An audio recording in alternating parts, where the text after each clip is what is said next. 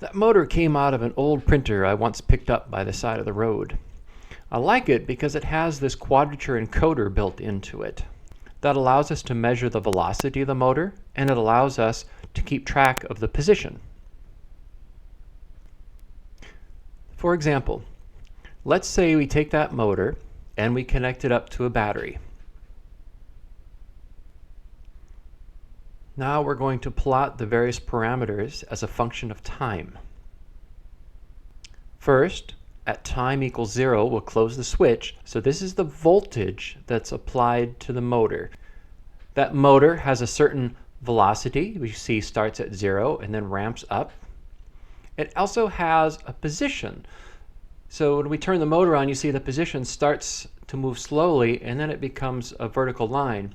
That is, until you crash into one of the end stops. Without explanation, I present this Labview code which shows the core of our motor. We have a drive input, we have the center which forms the velocity component, and then we have this integrator on the tail. When we integrate velocity, we derive position. Moving on to connected components, we have multiple programs in here. I'd like to draw your attention to this piece of code. It's for the set point. And what it does is every 20 seconds it toggles between two values. You can see on rung 3 we're moving the value of 50, and on rung 4 we're moving the value of 52 into plant drive. Again, every 20 seconds it toggles between this.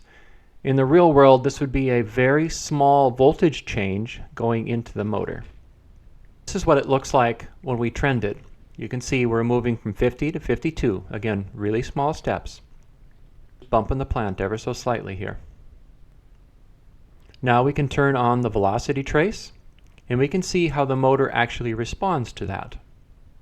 The motor sits at 100 units and moves ever so slightly. If we look at the velocity all by itself, we see a curve that looks awfully familiar to us. It looks like a capacitor charging and discharging, which isn't a far-off description. In fact, we can use some of that same terminology. For example, if you wanted to know the rise time, you could say the rise time is the time from 0 to about 63%, which we've eyeballed here. And turns out our rise time is somewhere around 4 seconds for this particular system. Now we're going to go back to our set point program, and instead of going from 50 to 52, we're going to go from negative 50 to 50. And then this is the result that you see. So again, you see the blue line toggling from 50 or negative 50 to 50, and you see the green line going from around negative 100 to about 100.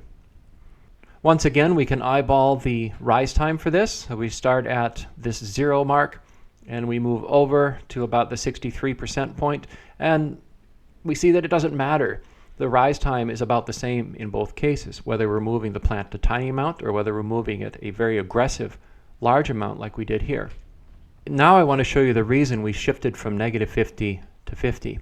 What we're going to do is we're going to turn on the plant position. And you remember earlier when I drew that out, I showed you that we're crashing into the end stops. Well, that's kind of what we're doing here. So we're starting out at negative 1,000. And as soon as we start the motor moving, we see it runs very quickly into the other stop at 1,000. In the description, you'll find a link to another video. And in that video, I used this plant, this motor simulation, to form the heart of a proportional derivative controller. To be sure, there's a lot more going on in this simulation than I've shown you. Perhaps one day I can show you how the code works.